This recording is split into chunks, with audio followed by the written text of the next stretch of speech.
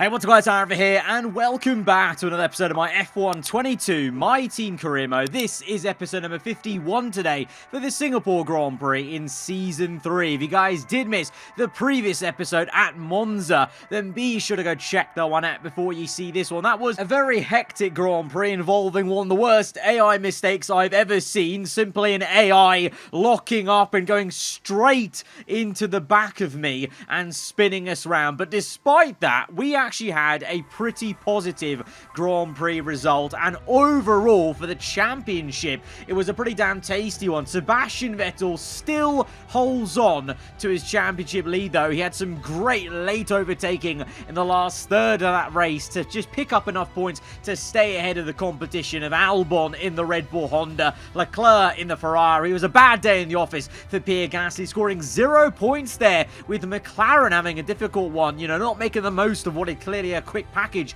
for their car. And it's very much the opposite for Red Bull Honda. I think the first time really that they looked scary in terms of race pace, because Albon absolutely dominated that one, and Verstappen, despite even having his front wing come off and making an extra pit stop, he made some fantastic moves late on in the race to get a top 4 finish. So is that going to be ominous signs of Red Bull coming good at the exact right time? Because we've only got 4 races left in this season. It's suddenly flown by, and all of a sudden it's very much crunch time with the Singapore Grand Prix coming up, and then the 3 remaining, which are all usually very tasty ones on the F1 game. But at the moment it's still a kind of a 4-way fight, you would say, between Vettel, Albon, Leclerc and Gasly, and we're doing our best to try and keep up with them and keep our foot in the door, mathematically to speak. And this is going to help us, this right here at the start of this episode, of getting level 3 on our HQ facility for the engine side of things. You can see there, finally, after so long, we've made an HQ upgrade. Of course, it's not been easy, you know, becoming bankrupt at the start of the season, having to afford Sebastian Vettel's contract for the second half meant that we've had to wait a long while to even make some new upgrades, because we got bottlenecked. We ran out of upgrades, basically. But now here we are. We can make an ultimate engine power upgrade, and I went for the rushed approach because I wanted to try and risk this and get this ultimate upgrade in time for this very race, this episode. Because look at the chart. We can make a massive leap in terms of engine power towards our rivals. Very surprised to actually see that Alfa Romeo technically have the best engine on the grid, just ahead of McLaren. So it's been a very odd season then for AI team upgrading in different departments, and we also then go with an ultimate upgrade on the ERS. We can't go for a third one because we don't have the department capacity to do 3 upgrades at the same time, but 2 will have to do. That fuel update will come in eventually, but fuel's never really been an issue for us in the races. It's been just out and out engine power, and also the ERS, because as I've said numerous times, we've actually started running out of ERS, but unfortunately the risk has not paid off. You saw right there, it has failed. Yeah, that ultimate exhaust upgrade failed, and now we have to repurchase it for 1,100 R&D points, and now it'll come after the Singapore Grand Prix. So effectively, I kind of just lost 1,000 R&D points trying to risk it, but I thought it was worth it. I even did some activity timeline events to try and boost the morale, you may have seen, of the engine department, because I really was hoping that would come in. You know, can you imagine if it did? That would have been a huge, huge thing, but unfortunately, very much like the entirety of this season, we are met with another hurdle, and it's another bit of pain and difficulty of trying to get this car where we want it to be, you know, in a funny way. That really does go with how the entire season's gone for myself, I guess, versus Vettel, and how the team has gone versus other cars in terms of the upgrade process. And the cars around us have brought further upgrades. Red Bull, McLaren, Alpine, Mercedes, even behind us, Alfa Romeo and AlphaTauri bring upgrades. The only team that are joining us and plateauing around us are Ferrari, you know, not surprisingly, but the only solace I can take in this, and something I keep banging on about every episode pretty much, is you've got to remember this scaling is so tiny now on this Season 3 chart if we compare it to Season 2. So I'm hoping still, us as drivers, we can make the difference, myself and Sebastian Vettel, that is. We know Vettel, I mean, my word, he's been making the difference completely this season, leading the championship still somehow in this late stage, but it's difficult. This may be the most challenging season I've had on my team since my team began on F1 2020. I've been trying everything to get this car a bit further up in terms of on paper on the R&D chart, but it's been so bloody challenging. I just can't manage to do it, and instead we're depending on Vettel doing an insane job as an AI teammate, and we're dealt with a further hurdle and challenge because now a regulation change has been announced for Season 4. We've got 11 weeks remaining to address 3 different departments, and 2 of those are pretty major: aerodynamics and powertrain. We've got 21 upgrades on the aero side, 14 on the powertrain side to try and adapt. I don't think we're going to be able to adapt everything, so at the end of this season, from now on, I'll be saving R&D points, and we're going to have to tactically choose what upgrades we try and adapt into Season 4. Otherwise, we could somehow end up in an even worse position in Season 4 than what we've had this season. And this season, as you know, has already been a struggle, especially for myself, but as a team as a whole, because, you know, Vettel, yeah, he's had some amazing performances, but also equally, he's also been, bottlenecked a bit with where the car is at times.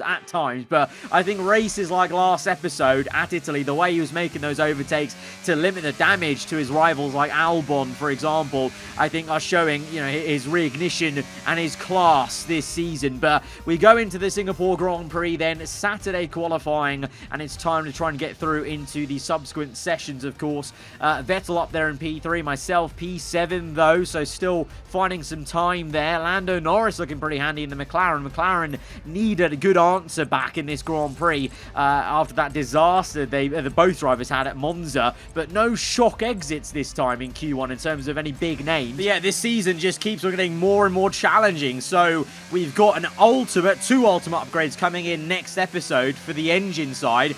That could potentially, or will probably have to be, our last upgrade, because if we put all our eggs into the basket of this season, then we're going to be left high and dry next season, and maybe even in a worse position than what we started this season with, and that was already difficult enough. So we're going to have to play our cards very carefully. In a way, it's not the worst thing that those upgrades didn't come in time for Singapore, because this is a street circuit. Yes, there is a long back straight, compromise is needed, but as we are showing it over one lap, our car has actually still got some pretty good pace around here. I mean, the setup is quite high wings in comparison to Monza, and the upgrade, crucially, will come in time for Mexico, which would be a massive thing for the engine power. So it could be a lot worse, I guess. In Q2 then, we got our lap in early, and I'm glad we did, because on our second flyer, the rain has arrived here at Singapore. A bit of a shock to us and a surprise, because it looked like a pretty, clear forecast for a lot of this weekend. It's going to be a clear, dry race, but rain arrived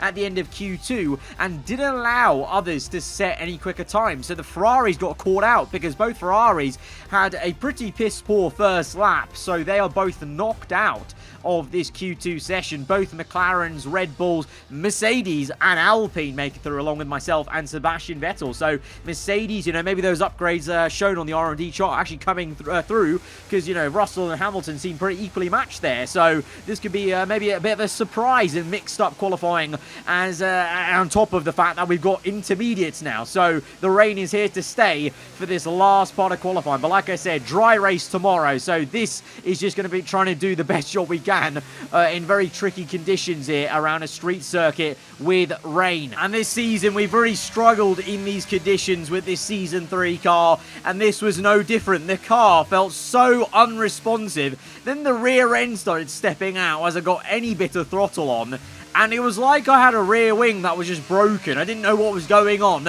At the time, I thought it was just the car being very funny and being like it was maybe at the Australian Grand Prix, if you remember, where there was just a sudden increase of understeer for no apparent reason. But I found out at the end of the session, it was actually because this rain is heavy enough to warrant the full wet tyres. Now, a lot of us were on inters. I let Perez by here on my flying lap because I'd fueled up for 2 consecutive laps, and I thought, okay, I'm going to abandon this one because it's so poor, and I'll try and warm up the tyres a bit. But the car just felt so bad. Like, it felt like a boat without any oars, to try and steer it. And as we started the second flying lap, we get a massive tank slapper and very embarrassingly just go into the wall. No grip whatsoever, qualifying over. And it's because it was far too wet. There wasn't actually a car issue. My team just failed to tell me at any point. My engineer failed to tell me at any point. It was intermediate. So we end Q3 with no time set. Lando Norris was the same. And Lewis Hamilton, the reigning 8-time world champion, retiring at the end of this season. He is on pole position. His first pole this entire season. It's come in the most challenging conditions ever. When it was full wet conditions on Inters, he's pulled it out the bag ahead of Albon in second place. Russell, Vettel, again, does a stonking effort to get onto the second row. You can see the Alpine on full wet, so it was a treacherous and very confusing Q3, just like it was in real life. Against the spectacular backdrop of the Singapore skyline, Formula One returns once again to do battle in what tends to become something of an endurance race, with the notorious sauna-like temperatures in the cockpit making for an extremely physically challenging race. The Marina Bay Street Circuit then has 23 corners, 13 to the left and 10 to the right, taking us a total of 3.1 miles around the landmarks of downtown Singapore. An average lap speed around here, just 107 miles per hour. Let's run you through the driver grid order for today's exciting race. What a great lap from Alexander Albon yesterday. He'll start from pole position. And starting next to them is George Russell. Considering the rest of the grid, we have Vettel, Gasly, Max Verstappen and Norris. The owner driver, Tsunoda, Hamilton. They'll be starting further back after an earlier grid penalty. And Charles Leclerc, Oscar Piastri, Mick Schumacher, Kevin Magnussen and Perez. They've taken a grid penalty. Liam Lawson, Ocon, Valtteri Bottas and Carlos Sainz. Teo Pourchaire, Schwartzman, Stroll and Felipe Drugovich.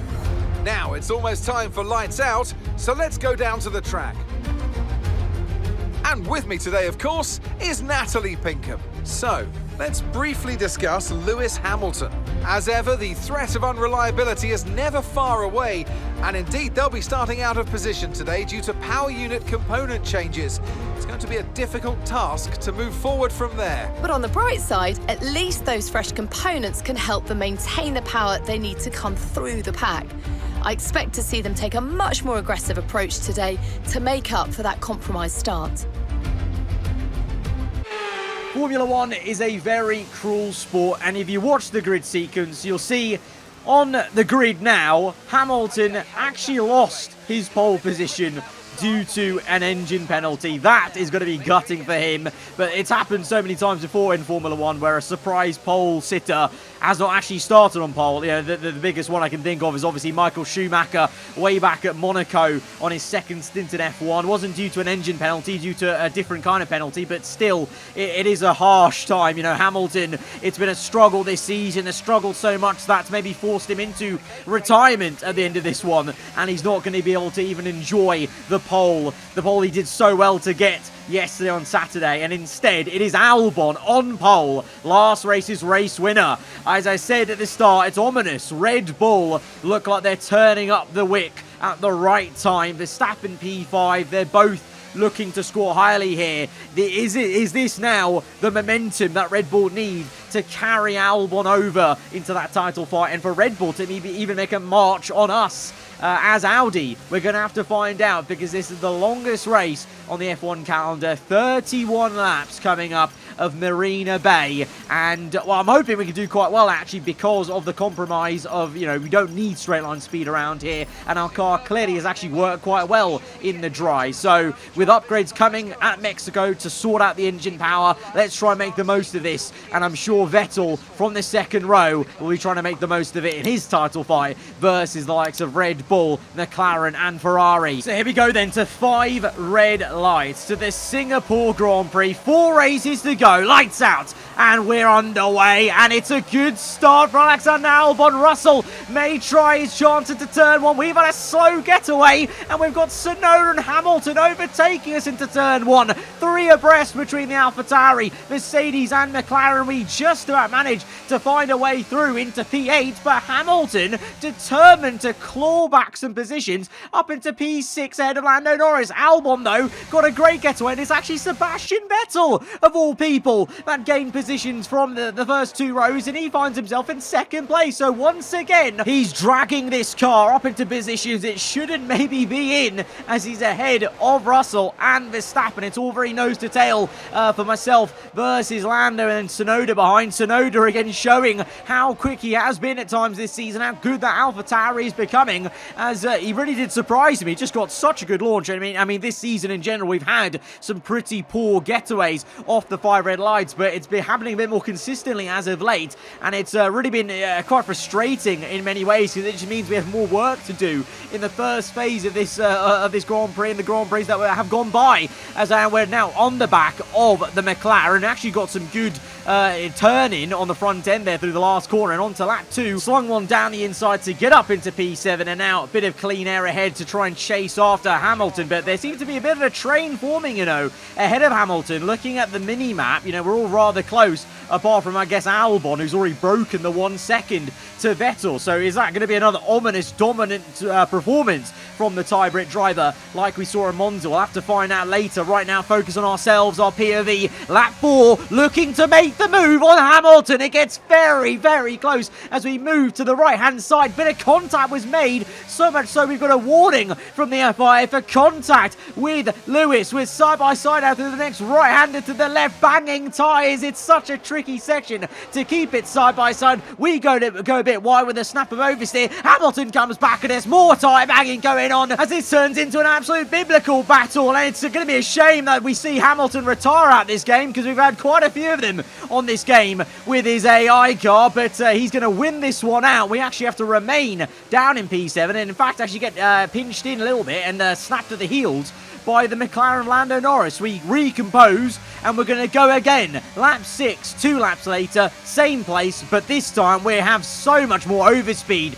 to go right past him, and then we're going to park the car on the apex of the next corner to get that P6 booked in. That time around we had enough ERS and the speed with DRS to actually make the move finally there, and now hopefully we can see the back of Hamilton and just look forwards and try and bridging what is quite a big gap of about 7 seconds to Gasly. Meanwhile, at the sharp end, Vettel's actually closed up. He's within 1 second of Alex Albon, so Vettel really is showing how good he has been this season here, because he's managed to actually keep on the back of a very quick Red Bull. DRS obviously helping him out a lot. We know how much DRS can help you if you just sit behind a car in DRS on this game, in terms of just staying with the pace basically, but he's still done so well to actually break into that 1 second. The laps go by, he remains under 1 second. Verstappen under 1 second of Russell, but he's made a mistake. A tank slapper, and then a little bit of a squirrel on the front end, and he's had a howler really, because he's now lost 2 positions. It's that same hairpin corner that we've seen in previous seasons on this game. AI making consistent mistakes on,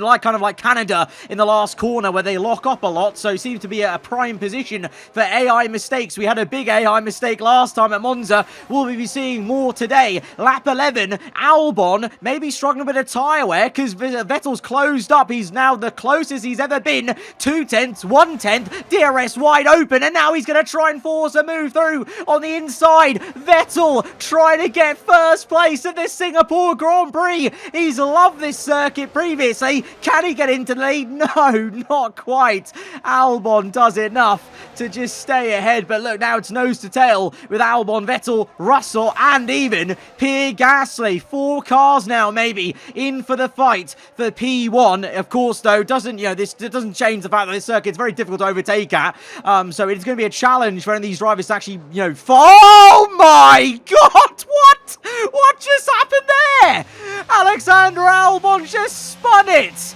Absolute calamity for the Red Bull drivers today. It's another big mistake, and now Sebastian Vettel finds himself in the lead of the Singapore Grand Prix. Vettel's luck this season really has been that of an actual player playing this game, and now there is a full-course safety car on lap 11. Later on, Felipe Drogovic finds himself in the wall. Easy to do. I think maybe that was a case of him hopping the curb, it looks like, and then into the Tecpo barrier on the opposite side of the circuit. But Vettel's not come in. Russell has, along with Verstappen, the McLaren of Gasly, but Vettel had already crossed the line for a new lap when the safety car came out. So we come in. I was fearful of having to do a double stack, but no, the pit crew are out, welcome us in, just like as if, no, there's been no car ahead of us, because there hasn't. Vettel has not come in under this safety car. So I literally just said he's had the luck of a player,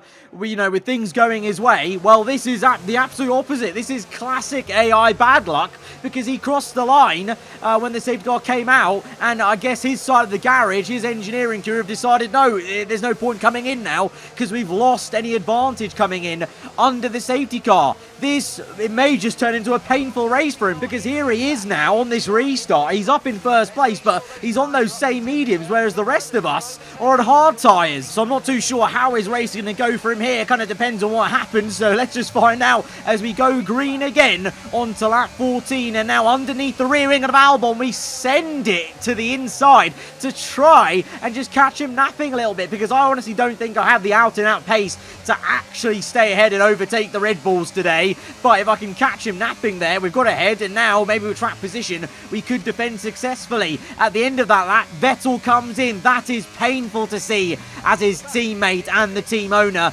he's in, and he's going to be dropping all the way to the back now onto those fresh new hards. Why did they not even come in on the second lap under safety car? I do not know. That still would have been better than what's actually happened here, of dropping way down the order now when we're at green flag racing. But it's happened. We can't change that. We're back to focusing on ourselves, and Albon is snapping at our heels. DRS open for him. Of course, we've got no one ahead of us. Within 1 second, we lock up. Albon may come in, and now it's Verstappen versus Hamilton behind. Verstappen going for a move, and he's done it. A really great overtake on the outside. Pretty much the move Albon was trying to do to myself, and now we're continuing to fight Albon though, and just like last season, Albon is on the inside and getting PTSD from this corner, because in the same fashion, Albon tried to get the elbow out to force us wide. We weren't having any of it this time round, and we managed to stay on the road. But I actually saw, you may have seen, eagle-eyed viewers may have picked out that Albon actually has damage on his front right of his front wing. He must have picked that up whilst he was right underneath the rear wing maybe of ourselves on that straight when he tried to go for the move on the outside. And so Albon has come in. Of course, simulation damage, it affects the AI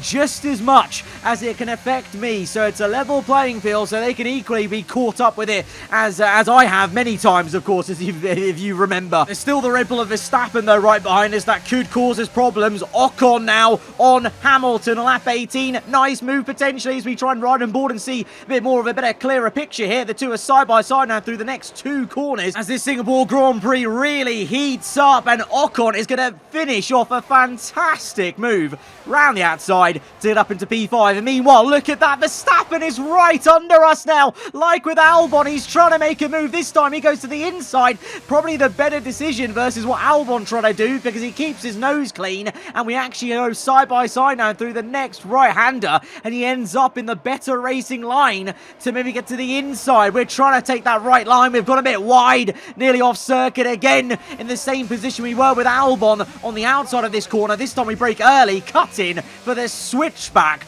to get back up into P3 as there's carbon fibre flying, and I think that's Hamilton with damage. I think he tried to make a move happen on Ocon, and it was just a bit too late, and he's got end plate damage. So that'll be Hamilton going down the order as well. So that'll invite a lot of other drivers in for some points, including Tsunoda, Perez, Piastri, Norris, and Leclerc. As we now move to lap number 19. Verstappen still all over the back of us, and he's made a kamikaze dive in the same place where he got it all crossed up on Russell, he's actually slowed down the car so well and surprised me to know it. I had literally no clue he was about to pop down the inside until I saw the proximity arrow. Did well to actually back out of that, otherwise that would have been a pretty horrendous crash, I think, into the hairpin. And so Verstappen's got us fair and square, and to be fair, I can't complain because I don't have the race pace. I don't have the pace to actually keep him at bay for this many laps, and it shows that he's already got a 4.3 second gap now on lap 21. I am struggling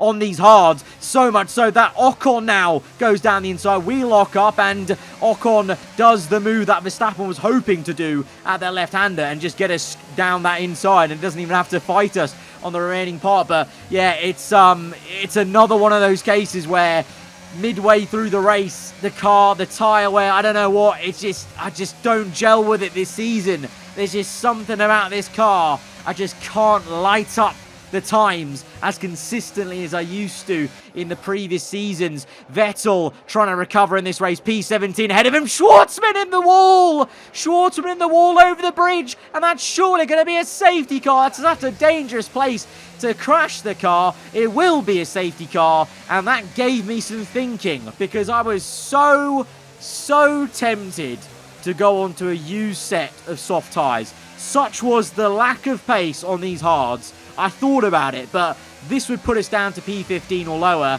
and I'm not risking it. I know the soft tyre would be so much better than what I'm feeling right now on the hards, but I do not have any confidence in this car that I can climb up the order in the same way I did in Season 2 by making a late pit stop under a safety car. So we're going to stick on these hards. Here we are, P5 still, as we go green on lap 24. Russell's been leading the way, but Gasly's going to try and change that. The McLaren down the inside of turn 1. Gasly going for the move for the lead of the Grand Prix with only a handful of laps left in this one. Tsunoda has got us into turn 3. How's that even happened? He's having a mega season, it would seem, and he's trying to annoy us, and we're just trying to keep ahead. But such is how bad these hard tyres are. I just have no chance of even having a go at Ocon there. But what could give us a chance is maybe if they're fighting up the road, but we're still having to actually just defend Tsunoda subtly through that next left-hander. But we are going to remain in P5, and Russell will remain in first place. But Gasly still within 1 second on lap 24, trying to apply the pressure. But is the pressure getting to the Frenchman? He runs wide a little, and now Verstappen is side by side. Can Ocon do anything to make it 3 wide? Yes, he can. 3 wide into turn 1. Verstappen gets the elbow out to push Gasly wide, and through goes Ocon up into second place. Russell now has breathing room of 3.3 seconds. It may just turn out to be Mercedes' first ever win in Season 3 here today. But who's going to be on the podium? Verstappen's so slow that we've got to run on him. Can we get a shock P4 or more here as we squeeze him out and get up into P4? Opportunistic that was. The car doesn't have the pace, but Verstappen was going so slow after that altercation with Gasly. We just had to go for it. Use the ERS and slipstream to good use and get up into a top 4 position. Can we keep it though? That is the question, because Verstappen will just come back at us. But look at this. Russell, lap 27, 4.2 ahead. He's loving life in that Mercedes right now. Ocon P2, Gasly 3rd, myself 4th, and it's close behind Verstappen and Yuki Tsunoda. And there's fighting going on all the way up and down the field, because we've got Mick Schumacher trying to have a go at Hamilton. Look at the background. Porsche versus Vettel. That was an insane squeeze by the Aston Martin. Vettel trying to recover. He's down in P15, but he's maybe sniffing maybe 1 point as Albon is going slow. It's kicked off. It's all kicked off. I can't keep up with it. Albon is now out of this Grand Prix. No front wing for him. And after all of that, it's a DNF for the man who won the last race. And this is why. Let's look at a proper replay. Lando Norris, he came in with damage, so that was holding up everyone. And then here is on board with Albon. Up ahead, Schumacher versus Hamilton, Albon versus Bottas, Vettel versus Porsche. Hamilton runs wide, and oh, that's spicy. Of course it was Hamilton versus Albon.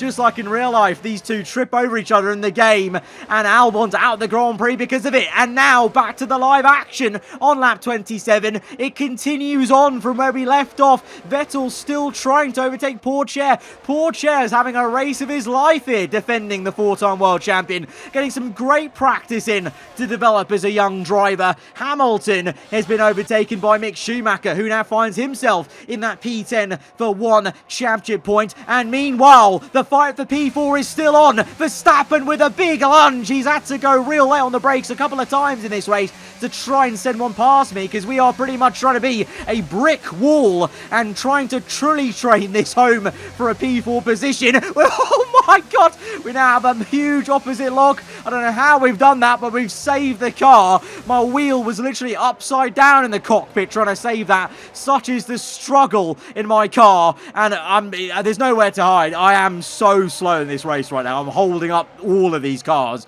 But you got to do what you got to do in career mode sometimes to get these points. And in that train behind me, you've got the two Ferraris looking to maybe make an overtake on Perez. Leclerc, he'll surely want to try and swap positions with Piastri. Piastri's not in the title fight. Leclerc is. Surely Ferrari have to make the swap eventually, as Vettel tries to make this move again on Pourchaire, and Pourchaire squeezes him again, but now falls foul, and he's showing his, the fact he's a rookie in Formula 1, because he breaks a bit of his front wing there, so Vettel will ultimately get a free position and get up into P13. Lap 29, 3 laps to go. Verstappen sends it again, the hairpin, but he's got it wrong this time. He's got it all wrong, and he's broken his front wing. He's run out of luck with the late braking, and Verstappen now is going slow with damage. Tsunoda's overtaken us in all of that into P4, because Verstappen hit me with so much gusto that my car nearly ran wide into the wall. I'm actually quite thankful we're still in this race, such was the impact with Verstappen, but Verstappen was really running his luck with all those moves and late dive bombs. Eventually, one of them had to go wrong, and it's this one here on lap 29. I mean, just look at this. He just got that so misjudged. He got that so misjudged. He had that little flick of oversteer or kind of, twitch on the front end that he didn't have on the previous time he overtook me there on the inside of the hairpin, and that's what did it for him. And he's got front wing damage, and he's actually just decided to retire the car there and then, so it's an absolute disaster for Red Bull Honda. They've gone from getting a 1-4 to a double DNF here at Singapore. Vettel trying to make a move on Bottas on lap 30. Bottas remaining strong in P11. Vettel still sniffing any more progress in this race. Meanwhile, it's Leclerc versus Hamilton now. Hamilton wants more from this race. He wants more points. Leclerc is going to be susceptible. Hamilton the outside, Leclerc on the inside. The two make contact, and Leclerc runs Hamilton wide. Hamilton now has damage as Vettel tries to... Oh, what's going on? What's going on this race? Vettel locks up and runs wide, trying to get Bottas. It's like the real life 22 Singapore Grand Prix. Everyone's locking up everywhere, and it's all kicking off. These AI have no composure, no focus, and they're tripping up over themselves. Piastri's in, Hamilton's in, and so Leclerc, after all of that, is elevated up into P7, and Sebastian Vettel is now going for the move for a third time now on Bottas to get up into P9 on the last lap of the Grand Prix. After all of that, the championship leader Vettel, he will get 2 points to limit the damage, but it's this man who's taken all the plaudits today. George Russell will take Mercedes' first win of season 3. It's been a very, very difficult season for them, but it's just rewards for hard work. Ocon second, Gasly third, Tsunoda fourth, Sebastian Vettel P9, Leclerc P7, so there's still some points in it for the guys in the top 4 of the championship. Thanks to their kind of respective teammates, I guess, for Leclerc's sake. Piastri with damage, Hamilton damage off the back of Leclerc has actually helped Vettel out, ironically, as we come home for P5. But just no pace. No, we were simply a passenger in that race. Like, everything was happening around me, and I felt like I could do nothing but just try and survive, and would end up wherever we ended up, and that happened to be P5. Because, wow. They've endured the harsh conditions here in Singapore then to pull off a spectacular win.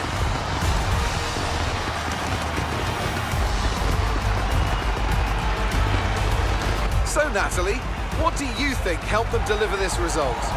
Taking care of the car was absolutely vital today. It's been obvious all weekend that the pace was there, but look at the attrition rate we've had. They would have been very concerned about any minor anomaly towards the latter stages of the Grand Prix.